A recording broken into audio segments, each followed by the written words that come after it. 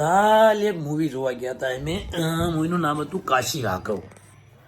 હવે તમને એમ થશે કે આ કેમ વિડીયો બનાવે, પણ તમે જો મતલબ જૂના જમાનામાં વિચાર રાખતા હોય, વિચારસરણી તમારી હોય કે પછી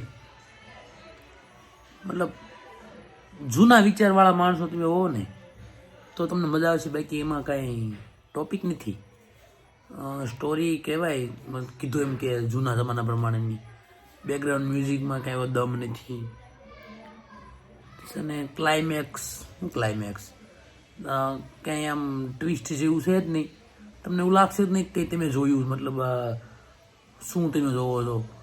તમને ઘડીએ વાર એવો વિચાર આવશે. એક ઇન્ટરવલ પહેલાં તો એક એવો સીન આવે છે કે જ્યાં તમને એમ થાય છે કે અમે કંઈક મતલબ કંઈક આમ આવશે આમ ટ્વિસ્ટ, પણ નહીં, તરત જ તે ઇન્ટરવલ પછી પાછું એનું થઈ જાય. તો મારા મત પ્રમાણે તો તમારે વન ટાઈમ વોચિંગ તો છે, મતલબ તમે જો આમ સ્ટોરીમાં બિલીવ કરતા હોય. બાકી મજા કરવી હોય તો નથી, તો ના પાડું. મજા જરા કંઈ નથી મૂવીમાં. પછી બીજા નંબરમાં સોંગ એક બે આવે છે અંદર. એક સોંગ આપણે લગભગ જુબિન નોટિયાલે ગાયેલું છે, એવું કંઈક છે. બીજું તો હા, એ નાની એક મતલબ બે પ્રેમી પંખીડાની સ્ટોરી છે.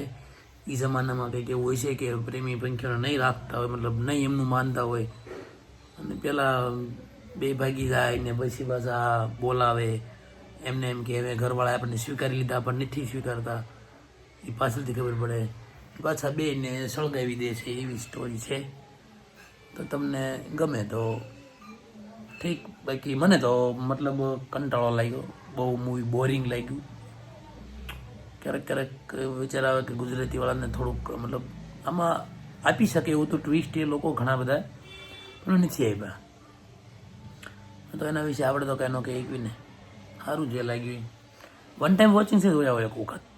ગુજરાતી મૂવી છે આપણું, અને હિરોઈનનો રોલ મતલબ એને સારો ભજવ્યો છે, સારું છે.